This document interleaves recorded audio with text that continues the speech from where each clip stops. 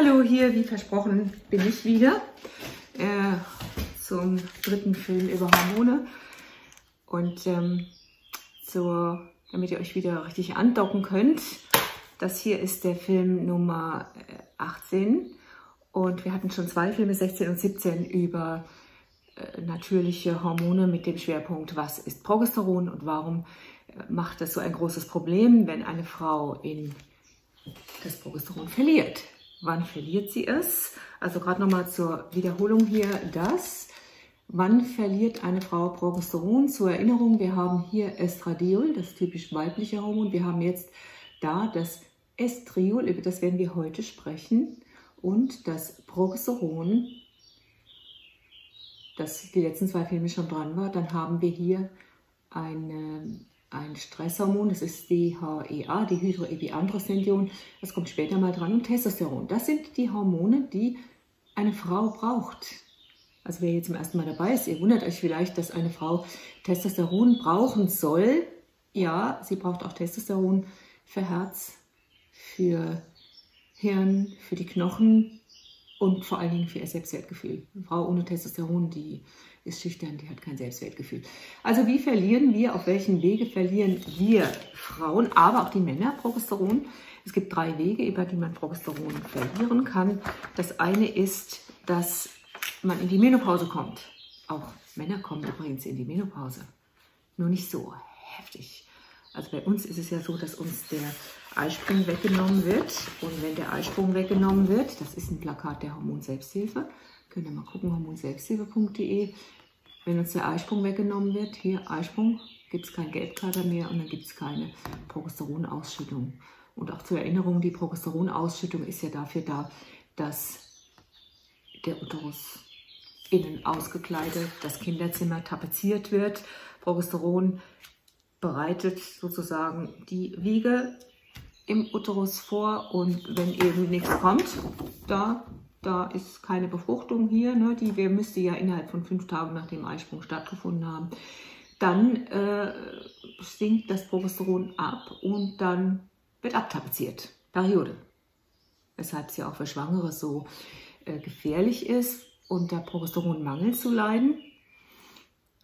Schwangere baden in Progesteron, weil Progesteron ist das Schwangerschaftshormon und Progesteron hält eine Schwangerschaft aufrecht. So, wenn wir jetzt in die Menopause kommen, einige Zuschauer haben mir schon gesagt, ja, da ist die Natur zieht den Stecker. Ja, die Natur zieht tatsächlich den Stecker. Die Natur zieht den Stecker und nimmt uns unsere Hormone weg. Das ist überhaupt keine Frage. Bei der Frau stärker als beim Mann, weil der Mann kommt langsam in die Menopause.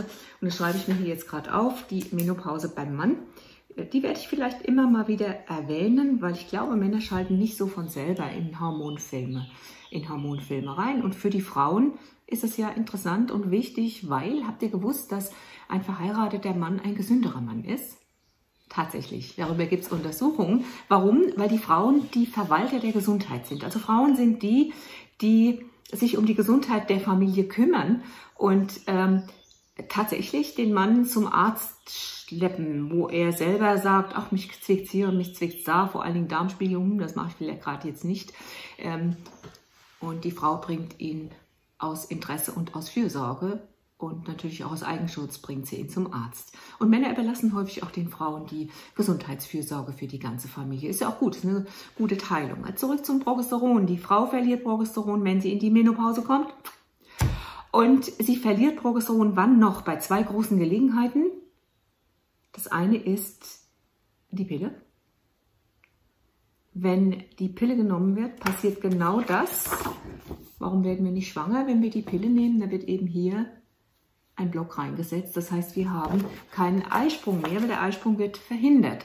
Im Übrigen ist das durch die Pille als Tablette genau so der Fall, wie durch die Spirale die Hormone abgibt.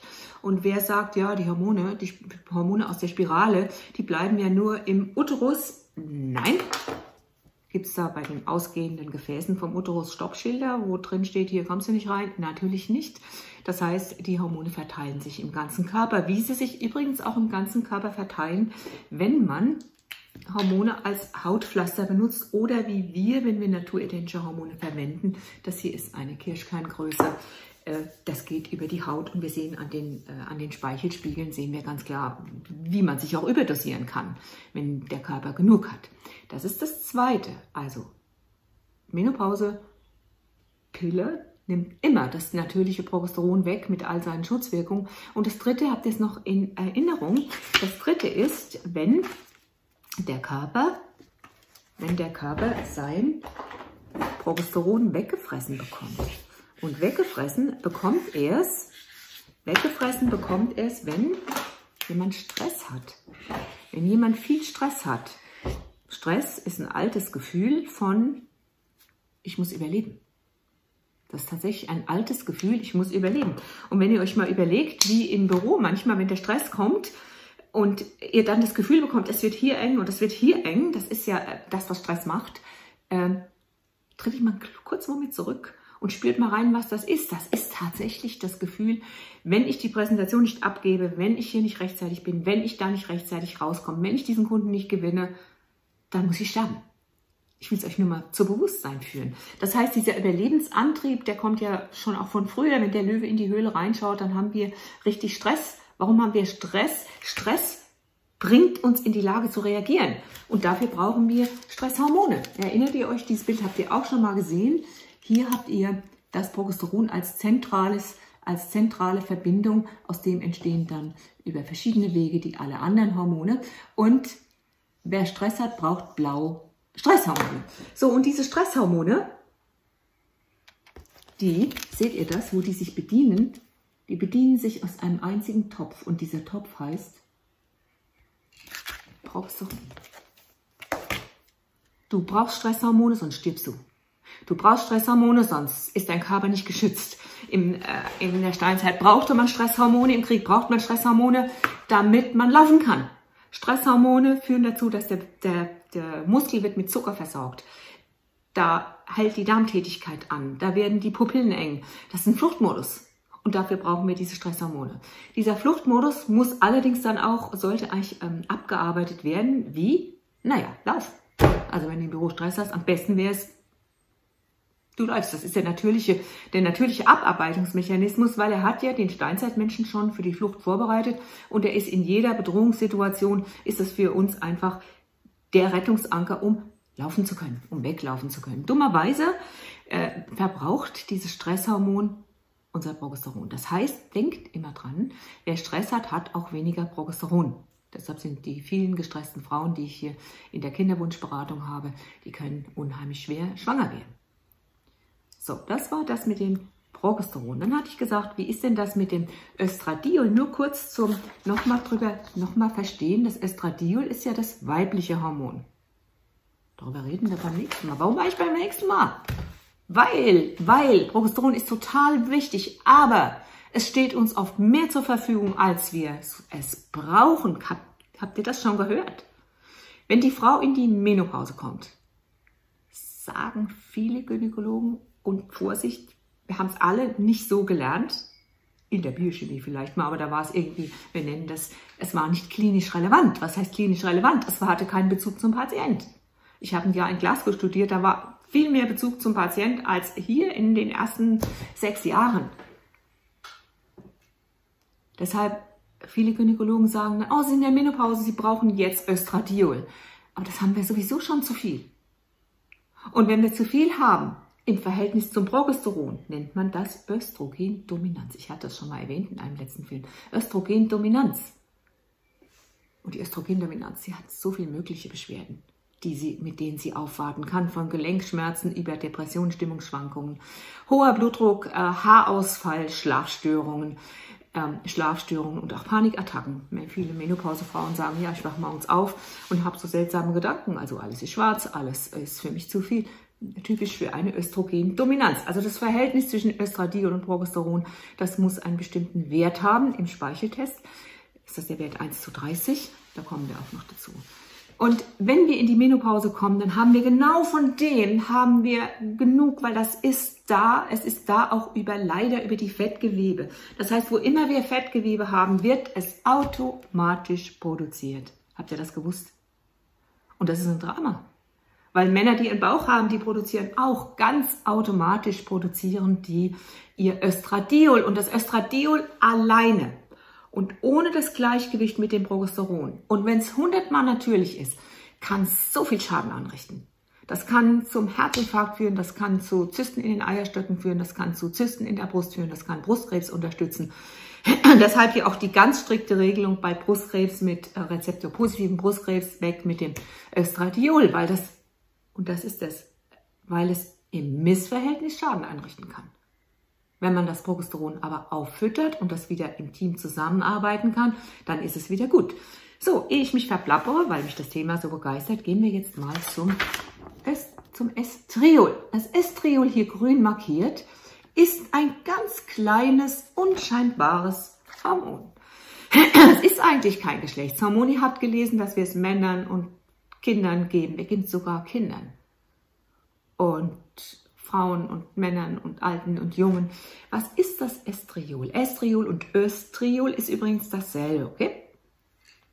Das ist hier der englische Ausdruck, weil diese Hormon-Selbsthilfe, die Elisabeth Buchner hat dieses Wissen aus den USA mitgebracht.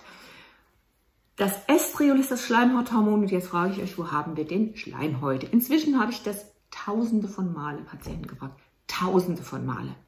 Und dann kommt in der Regel ja die Augen und der Mund und die Nase und vaginal und dann hört es meistens schon auf. Ich kürze sie immer schon ab, indem ich sage, okay, Auge, Nase, Mund, vaginal, wo noch? Dann fangen sie an zu überlegen und sagen, Auge hatten wir schon, Nase hatten wir schon. Überlegt mal selber, wo ist denn noch überall Schleim? Wo? Na, wie wäre es denn mit der Speiseröhre? Wie wäre es mit dem Magen? Wie wäre es mit dem Darm? Es heißt doch Magenschleimhaut. Wie wäre es mit der Blase? Schon mal gehört, dass Frauen, die die Pille nehmen, Progesteron ist weg, Ungleichgewicht, dass sie öfter mal Blasenentzündung bekommen? Wenn kalte Füße dazukommen, kleiner Tipp, werden die Blasenentzündungen noch häufiger. Menopause. Stell dir doch mal bitte vor, die Schleimhaut in der Blase. Jetzt hast du Estriol weniger. Also hast du auch eine weniger gute Schutzschicht in der Blase. Der Urin hat morgens einen pH-Wert von 5 oder 5,5. Das ist richtig sauer. Das greift die Schleimhaut an. Im Magen haben wir spezielle Schutzschichten, die Belegzellen, Schleimhäute, sodass die Magenschleimhaut den Magen davor schützt, dass die Magensäfte, die bei 2,5 bis 3 pH-Wert liegen, dass sie den Magen nicht auffressen. Stellt euch bitte jetzt vor, diese Schleimhaut wird schlechter, die Schicht wird plötzlich dünner. Was ist denn dann? Dann kriegen wir leichter Blasenentzündung und wir bekommen leichter Magenschleimhautentzündung. Wir bekommen leichter ein Darmproblem, weil auch der Darm lebt von der Beschleimung. Der Schleim ist das Öl im Kugellager jedes einzelnen, welche anderen Struktur, die wir auch haben, jedes einzelnen Gelenks. Jedes einzelne Gelenk braucht Beschleimung. Ihr stellt euch vor, ein Kugellager, ob das eure Rollschuhe sind oder die Inlineskater oder was auch immer, wenn ihr kein Öl drin habt, geht's nicht. Und ich habe eine interessante Erfahrung gemacht. Wir haben eine Vorhangstange und da wurde mir das ganze Ausmaß des Dramas wurde mir da mal so klar. Und die Vorhangstange, die hat diesen Querschnitt, also eine eckige Vorhangstange aus Metall. Und dann habe ich einen Vorhang, der hängt mit solchen großen Ikea-Ringen, hängt der da dran. Mal gucken, ob ich das gut malen kann. Okay, gut. Der Vorhang, dieser Ring, der ist an den Ecken, gleitet der oder soll er gleiten auf der Vorhangstange und die Vorhangstange ist weit oben. Ich konnte sie einfach nicht weiterziehen. Dann sagt doch mein Mann zu mir, mach doch mal einen Tropfen Öl dran. Aber das ist doch eine Ecke, das Öl, das hält er da gar nicht. Aber mach einen Tropfen Öl dran. Habe ich gemacht und plötzlich gleitet der Vorhang. Ein bisschen Öl, eine Minischicht Öl und der Vorhang gleitet wieder.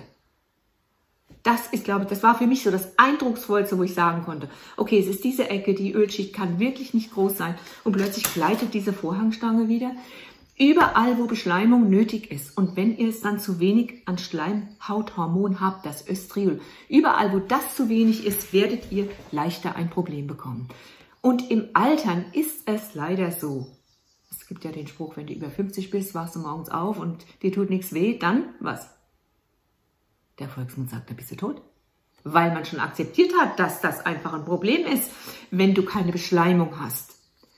Östriol kommt in einer Tube, beziehungsweise kommt auch in so einer Flasche. Im Moment ist es auf dem Weltmarkt nicht gut vorhanden, weshalb wir auf Produkte umsteigen müssen, die die Pharmaindustrie anbietet, aber auch in natürlicher Form.